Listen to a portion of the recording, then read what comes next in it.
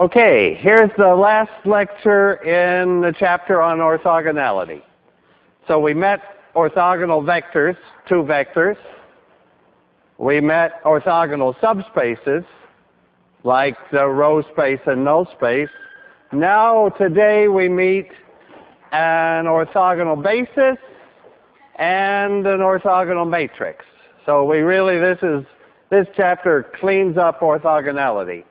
And really, I should use the word orthonormal. Orthogonal is, so my vectors are Q1, Q2, up to Qn. Can I use the letter Q here to remind me I'm talking about orthogonal things? Not just any vectors, but orthogonal ones. So what does that mean? That means that every Q is orthogonal to every other Q. It's a natural idea to have a basis that's headed off at 90-degree angles. The inner products are all zero. Of course, if Q is, certainly Qi is not orthogonal to itself, but there we'll make the best choice again, make it a unit vector. Then Qi transpose Qi is 1 for a unit vector. The length squared is 1. And that's what I would use the word normal. So ortho for this part, normal, normalized, unit length for this part. Okay, so first part of the lecture is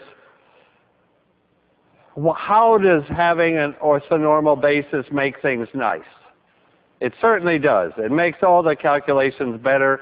A whole lot of numerical linear algebra is built around working with orthonormal vectors because they never get out of hand. They never overflow or underflow. And I'll put them into a matrix Q. And then the second part of the lecture will be, suppose my basis, my columns of A, are not orthonormal. How do I make them so?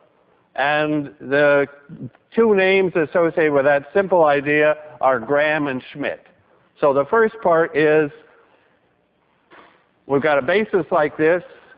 Let's put those into the columns of a matrix. So a matrix Q that has, I'll put these orthonormal vectors. Q1 will be the first column. Qn will be the nth column. And I want to write this property, Qi transpose Qj being 0, I want to put that in a matrix form. And just the right thing is to look at Q transpose Q. So this chapter has been looking at A transpose A, so it's natural to look at Q transpose Q, and the beauty is it comes out perfectly. Because Q transpose has these vectors in its rows. The first row is Q1 transpose. The nth row is Qn transpose. So that's Q transpose. And now I want to multiply by Q. That has Q1 along to Qn in the columns. That's Q. And what do I get? This is the first, simplest, most basic fact that how do orthonormal vectors, orthonormal columns in a matrix, what happens if I compute Q transpose Q? Do you see it? If I take the first row times the first column, what do I get? A 1. If I take the first row times the second column, what do I get? 0. That's the orthogonality. The first row times the last column is 0.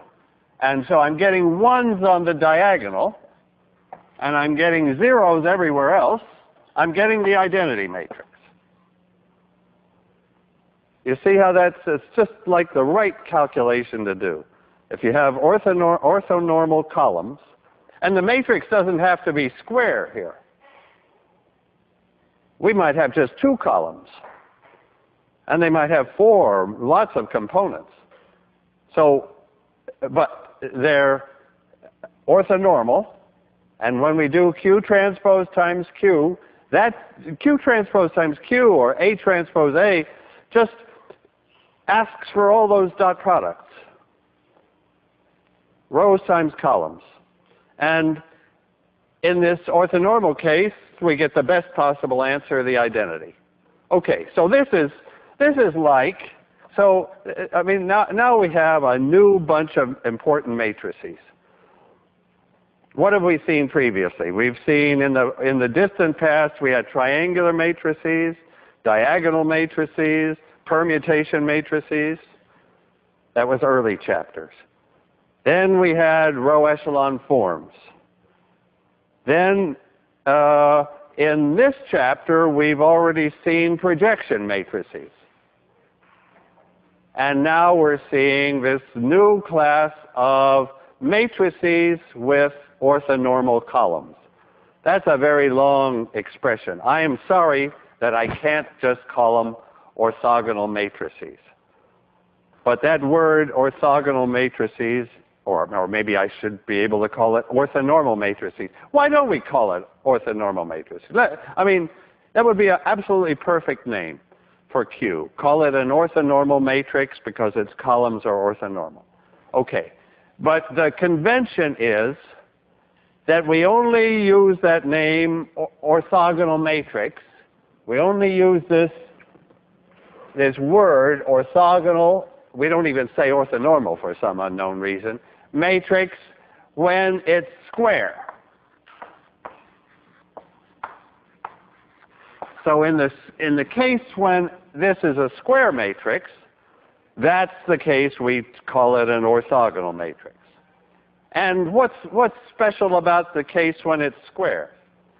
When it's a square matrix, we've got its inverse. So in the case if Q is square, then Q transpose Q equals I tells us, let me write that underneath, tells us that Q transpose is Q inverse. There we have the easy to remember property for a square matrix with orthonormal columns.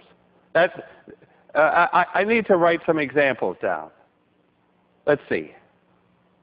Some examples, like if I take any permutation, some examples. Let's do some examples. Any permutation matrix. Let me take just some random permutation matrix. Permutation. Q equals, let's say, I'll make it 3 by 3, say 0, 0, 1, 1, 0, 0, 0, 1, 0. Okay.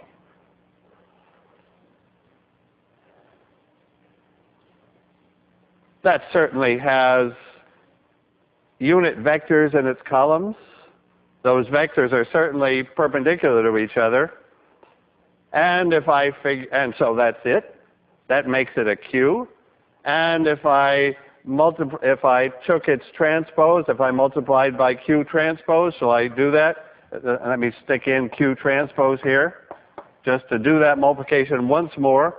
Transpose will make that into a column, make that into a column, make that into a column, and the transpose is also another Q, another orthonormal matrix, and when I multiply that product, I get I.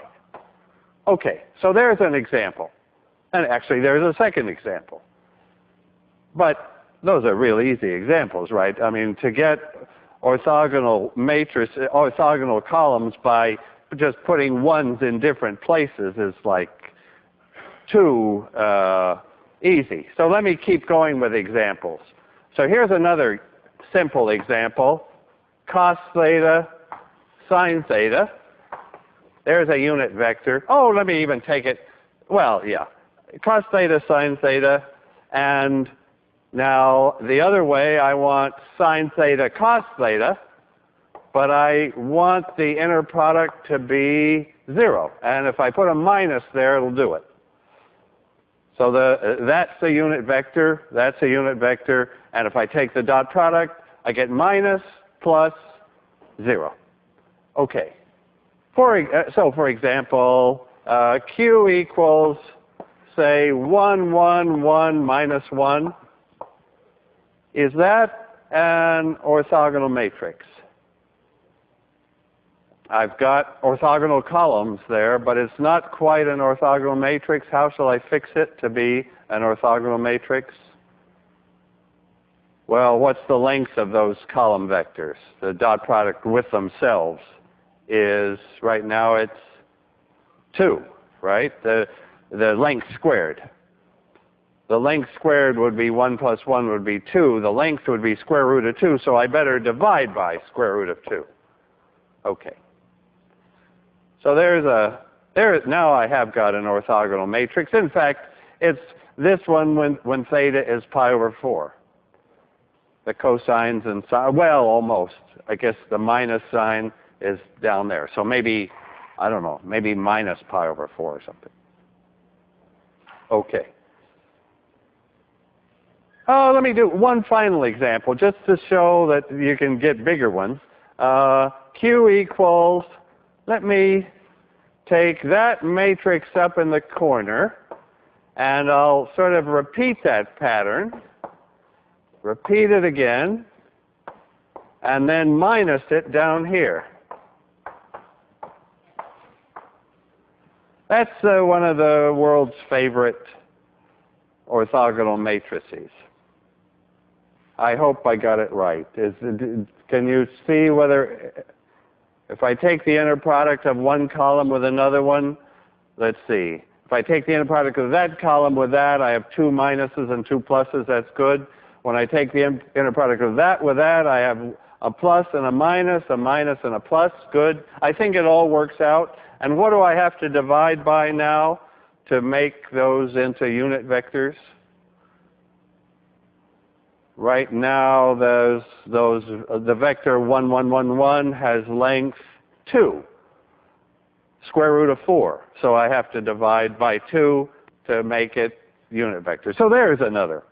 That's my entire array of simple examples. This construction is named after a guy called Adamar, and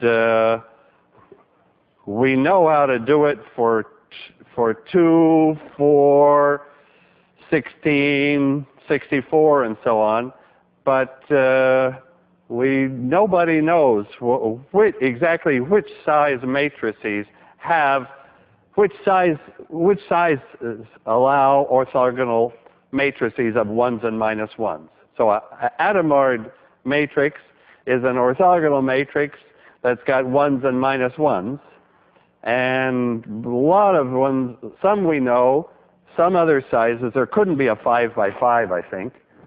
But there are some sizes that nobody yet knows whether there could be or can't be a matrix like that. Okay. You see those orthogonal matrices. Now, let me ask, why is it good to have orthogonal matrices? What calculation is made easy if I have an orthogonal matrix? And let me remember that the matrix could be rectangular. Shall I put down I better put a rectangular example down. So these were all square examples. Can I put down just a rectangular one just to be sure that we realize that this is possible?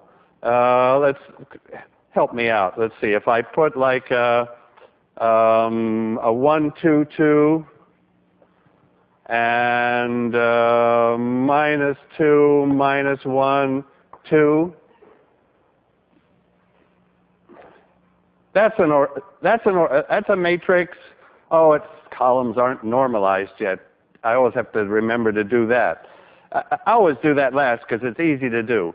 What's the length of those columns? So if I wanted them to be length 1, I should divide by their length. which is, so I look at 1 squared plus 2 squared plus 2 squared, that's 1 and 4 is 9. So I take the square root and I need to divide by 3. Okay, so there is, well, without that, I've got one orthonormal vector. I mean, just one unit vector. Now, put that guy in.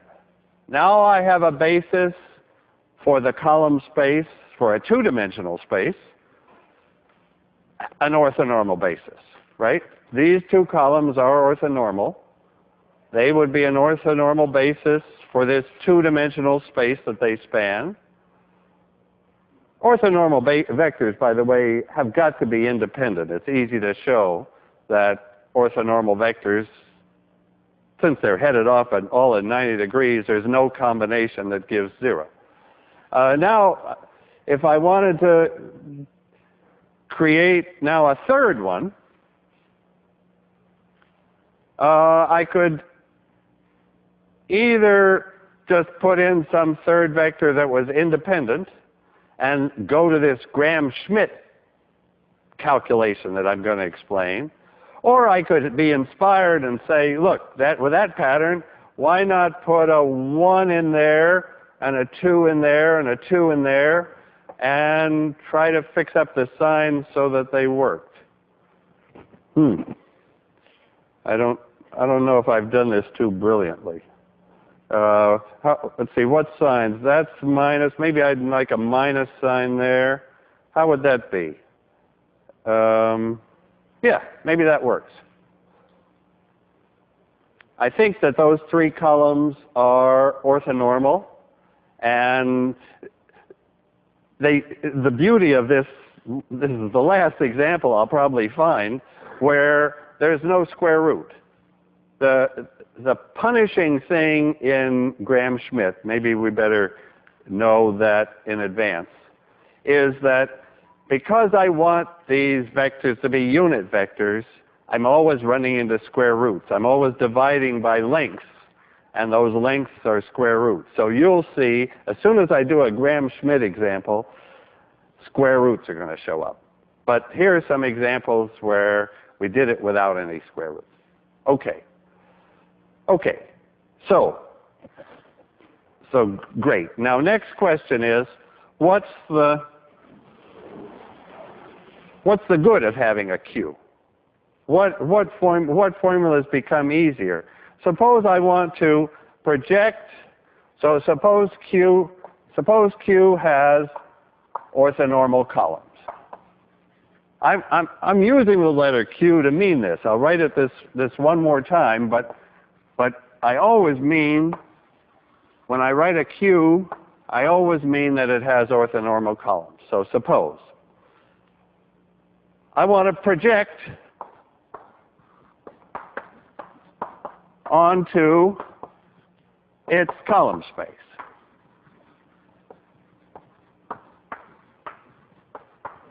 So what's the projection matrix? What's the projection matrix if I project onto a column space? Okay, that gives me a chance to review the projection section, including that big formula, which used to have those 4 A's in a row, but now it's got Q's because I'm projecting onto the column space of Q. So do you remember what it was? It's Q transpose Q inverse, Q transpose. That's my 4 Q's in a row. But what's good here? What makes this formula nice if I'm projecting onto a column space when I have orthonormal basis for that space? What makes it nice is this is the identity. I don't have to do any inversion. I just get Q transpose.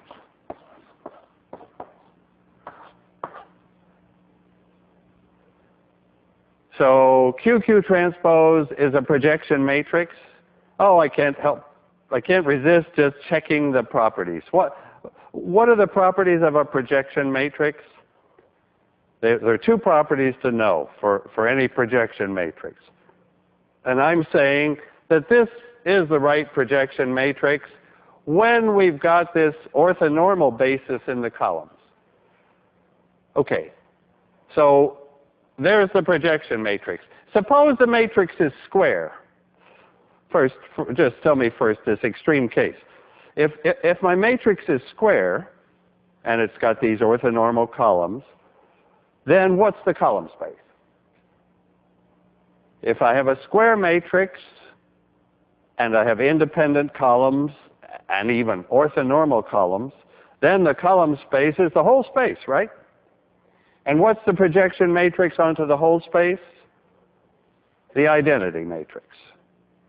If I'm projecting in the whole space, every vector B is right where it's supposed to be, and I don't have to move it by projection.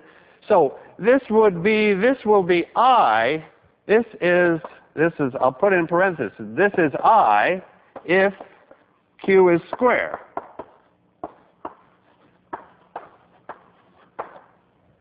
Well, we said that already. If Q is square, that's the case where Q transpose is Q inverse. We can put it on the right. We can put it on the left. We always get the identity matrix if it's square. But if it's not a square matrix, then it's not. We don't get the identity matrix. We have Q transpose, and just again, what are those two properties of a projection matrix? First of all, it's symmetric. Okay, no problem. That's certainly a symmetric matrix. So what's that second property of a projection? That if you project and project again, you don't move the second time. So the other property of a projection matrix should be that Q transpose twice should be the same as Q transpose once. That's projection matrices. And that property better fall out right away, because from the fact we know about orthonormal matrices, Q transpose Q is I. Okay, you see it. In the middle here is sitting Q transpose Q. Sorry, that's what I meant to say. Q transpose Q is I. So that's sitting right in the middle. That cancels out to give the identity. We're left with one Q transpose, and we're all set. Okay. So this is the projection matrix. All the messy equations of this chapter become trivial when we have this orthonormal basis. I mean, what do I mean by all the equations? Well, the most important equation was the normal equation. You remember old A transpose A x hat equals A transpose B? But now A is Q. Now I'm thinking I have Q transpose Q x hat equals Q transpose B. And what's good about that? What's good is that matrix on the left side is the identity. The matrix on the left is the identity, Q transpose Q. Normally it isn't. Normally it's that matrix of inner products, and you've got to compute all those dopey inner products and solve the system. Here, the inner products are all 1 or 0. This is the identity matrix. It's gone. And there's the answer. There's no inversion involved. Each component of X is a Q times B. What that equation is saying is that the ith component is the ith basis vector times B. That's the simple. That's probably the most important formula in some major parts of mathematics. That if we have orthonormal basis, then the component in the ith, along the ith, the projection on the ith basis vector is just Qi transpose B. That that number x that we look for is just a dot product. Okay. Okay, so I'm ready now for the sort of like second half of the lecture, where we don't start with an orthogonal matrix, orthonormal vectors. We just start with independent vectors, and we want to make them orthonormal.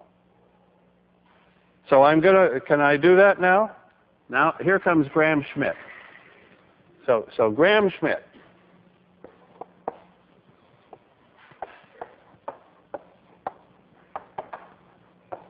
So this is a calculation. I can't quite say it's like elimination, because it's different. Our goal isn't triangular anymore. With elimination, our goal was make the matrix triangular. Now our goal is make the matrix orthogonal. Make those columns orthonormal. So let me start with two columns. So I start with vectors A and B. And they're just like, here, let me draw them. Here's A. Here's B. For example, A isn't specially horizontal, wasn't meant to be. Just A is one vector, B is another. I want to produce those two vectors. They might be in 12-dimensional space, or they might be in 2-dimensional space. They're independent anyway. So I better be sure I say that. I start with independent vectors. And I want to produce out of that Q1 and Q2. I want to produce orthonormal vectors. And Graham and Schmidt tell me how. Okay. Well, actually, you could tell me how. We don't need, frankly, I don't know. There's only one idea here. If Graham had the idea, I don't know what Schmidt did. But, okay, you'll see it. We don't need either of them, actually. Okay, so what am I going to do? I'll take this first guy. Okay. Well, he's fine. That direction is fine, except, yeah, I'll say, okay, I'll settle for that direction. So I'm gonna get. So what am I going to? My goal is I'm going to get orthogonal vectors, and I'll call those capital A and B. So that's the key step, is to get from any two vectors to two orthogonal vectors. And then at the end, no problem, I'll get orthonormal vectors. Those will be my Q's, Q1 and Q2. And what will they be? Once I've got A and B orthogonal, well, look, it's no big deal. Maybe that's what Schmidt did. Brilliant Schmidt thought, okay, divide by the length. All right. That's Schmidt's contribution. Okay.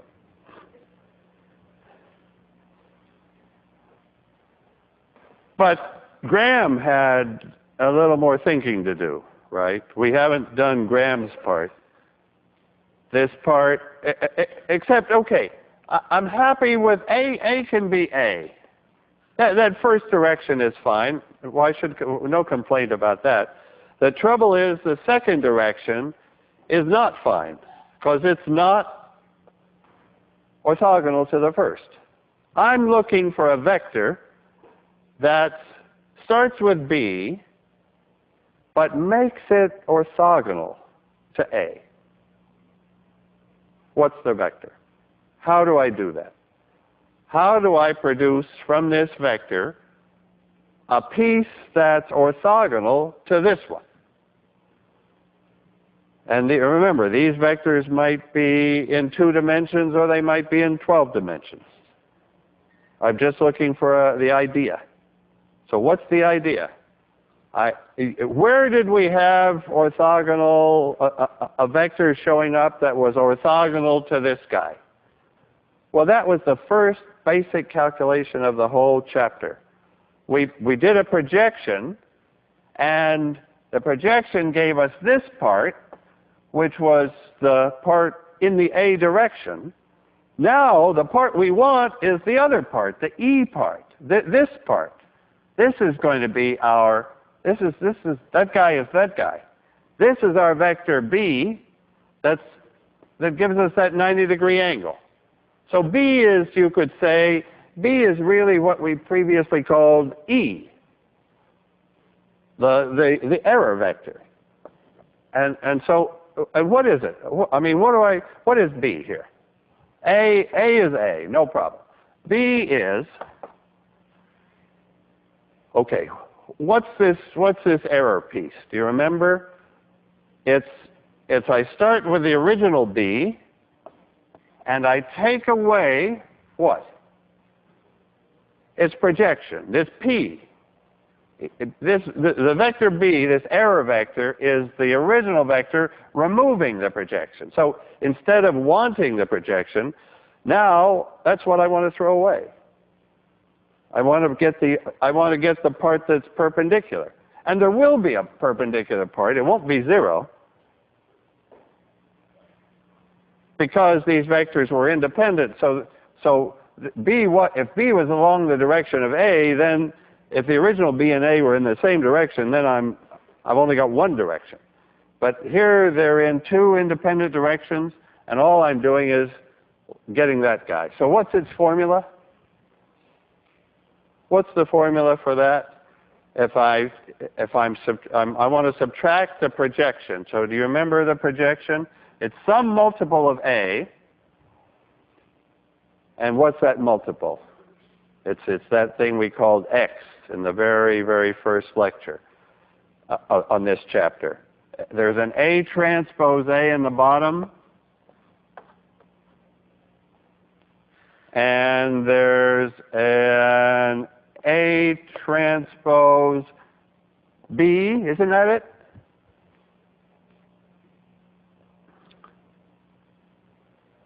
I think that's Graham's formula. Or Graham-Schmidt. No, that's Graham. Schmidt has got to divide the whole thing by the length. So his formula makes a mess which I'm not willing to write down. So let's just see that. What am I saying here? I'm saying that this vector B is perpendicular to A. That these are orthogonal. A is perpendicular to B. Can you check that? How do you see that? Yes, of course, our picture is telling us, yes, we did it right. How would I check that this matrix is perpendicular to A? I would multiply by A transpose, and I better get 0, right? I should check that. A transpose B should come out 0. So this is A transpose times, now what did we say B was? We start with the original B, and we take away this projection, and that should come out 0. Well, here we get an A transpose B, minus. And here is another A transpose B, and it's an A transpose A over A transpose A, a 1, those cancel, and we do get 0. Right. Now, I guess I can do numbers in there, but I have to take a third vector to be sure we've got this system down. So now I have to say if I have independent vectors A, B, and C, I'm looking for orthogonal vectors A, B, and capital C, and then, of course, the third guy will just be C over its length, the unit vector. So this is now the problem. I got B here. I got A very easily. And now If you see the idea, we could figure out a formula for C. So now that so this is like a typical homework quiz problem. I give you 2 vectors, you do this. I give you 3 vectors, and you have to make them orthonormal. So you do this again. The first vector is fine. The second vector is perpendicular to the first. And now I need a third vector that's perpendicular to the first one and the second one. Right? This is the end of the lecture, is to find this guy. Find this vector C that's perpendicular. At this point, we know A and B. But C, the little c that we're given, is off in some, it's got to come out of the blackboard to be independent. So can I sort of draw off? Off comes a C somewhere. I don't know, where am I going to put the darn thing? Maybe I'll put it off, oh, I don't know, like that, somehow. C, little c. And I already know that perpendicular direction, that one and that one. So now, what's the idea? Give me the Graham-Schmidt formula for C. What is this C here? Equals what?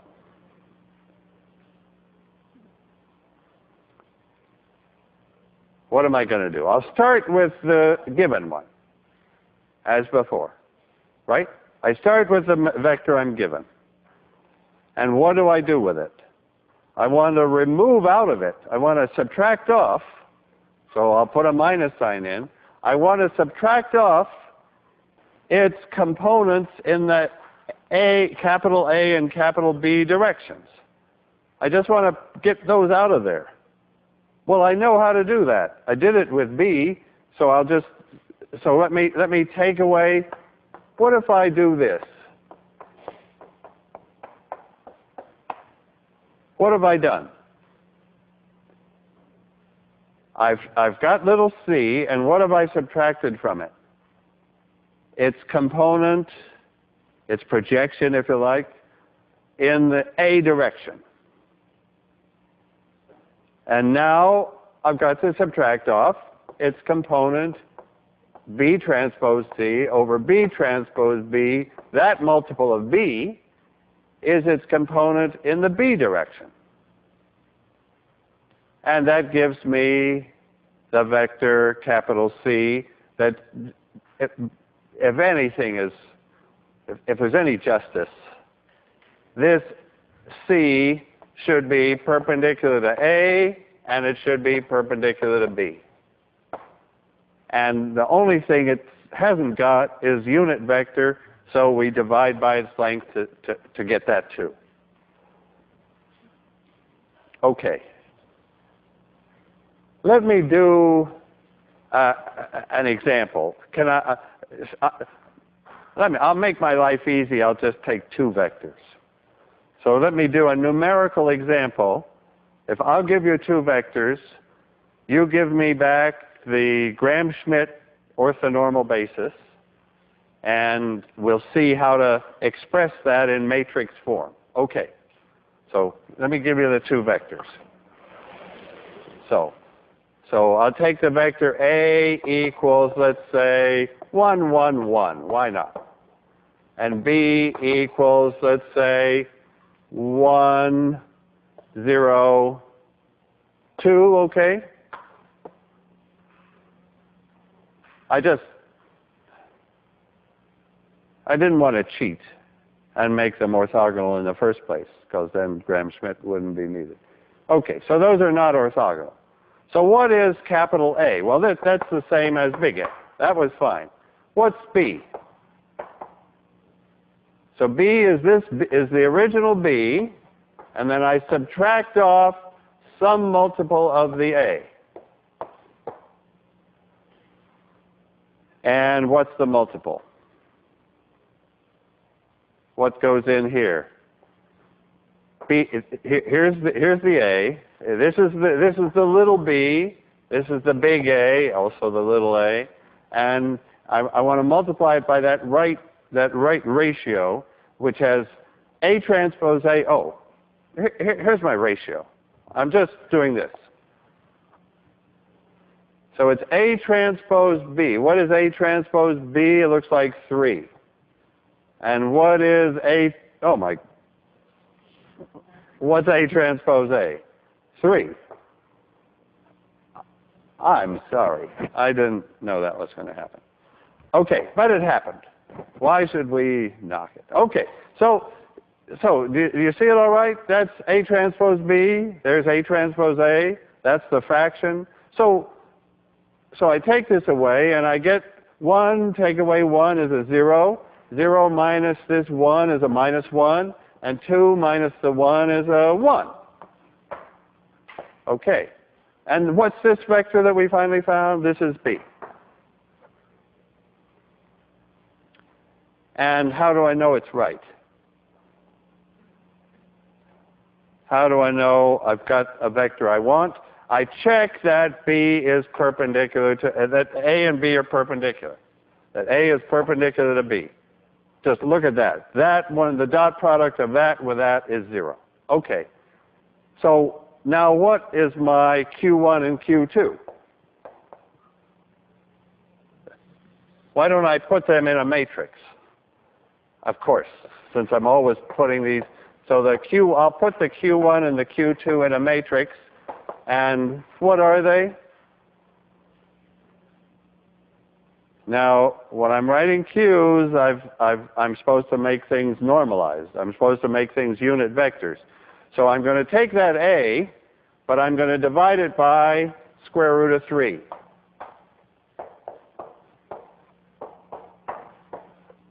And I'm going to take this B, but I'm going to divide it by square root of 2 to make it a unit vector. And there is my matrix. That's my matrix with orthonormal columns coming from Graham-Schmidt, and it came from the original 1, 1, 1, 1, 0, 2, right? That was my original, guys. These were the 2 I started with.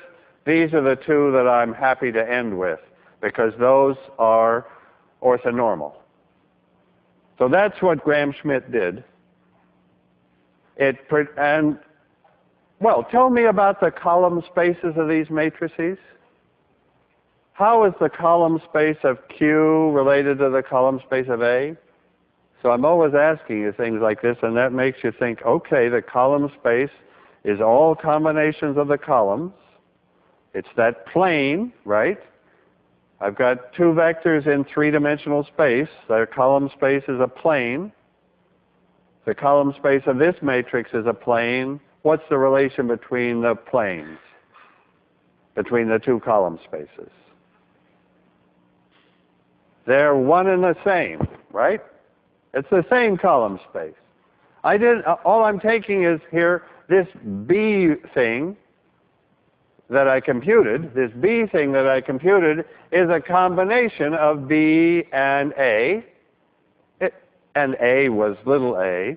So I'm always working here with this in the same space. I'm just like getting 90-degree angles in there,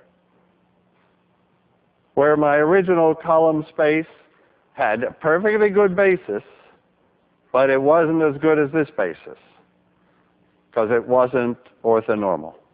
Now this one is orthonormal, and I have a basis then that so now projections, all the calculations I would ever want to do are a cinch with this orthonormal basis.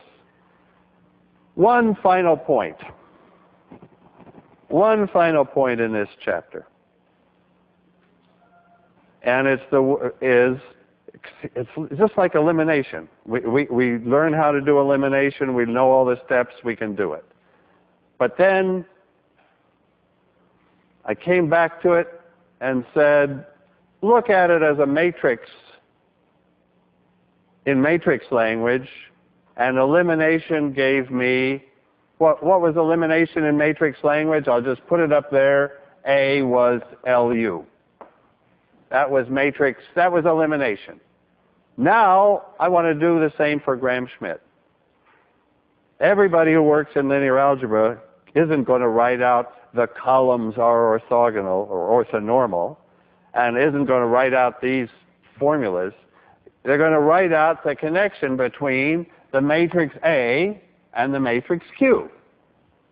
And the two matrices have the same column space, but there's some matrix is taking, and I'm going to call it R. So A equals QR is the magic formula here. It's the expression of Gram-Schmidt. And let me just capture that. So that's my final step then is A equal QR. Maybe I can squeeze it in here. So A has columns, let's say A1 and A2. Let me suppose N is 2, just two vectors. Okay. So that's some combination of Q1 and Q2 and times some matrix R. They have the same column space. This matrix just includes in it whatever these numbers like 3 over 3 and 1 over square root of 3 and 1 over square root of 2. Probably that's what it's got. 1 over square root of 3, 1 over square root of 2, something there. But actually, it's got a 0 there. So the main point about this A equal QR is this R turns out to be upper triangular. It turns out that this 0 is upper triangular. We could see why. Let me see. I can put in general formulas for what these are. This, I think in here should be the inner product of A1 with Q1. And this one should be the inner product of A1 with Q2. And that's what I believe is 0.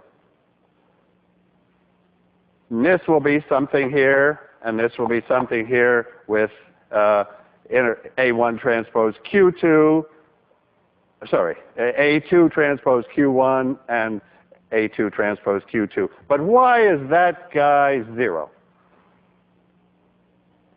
Why is A1 Q2 0? That's the key to this R here being upper triangular. You know why A1 Q2 is 0, because A1, that was this was really A and B here. This was really A and B. So this is A transpose Q2. And the whole point of Gram-Schmidt was that we constructed these later Qs to be perpendicular to the earlier vectors, to all the earlier vectors. So that's why we get a triangular matrix. The result is extremely satisfactory. That if I have a matrix with independent columns, the Gram-Schmidt produces a matrix with orthonormal columns, and the connection between those is a triangular matrix. That last point, that the connection is a triangular matrix, please look in the book. You have to see that one more time. Okay, thanks. That's great.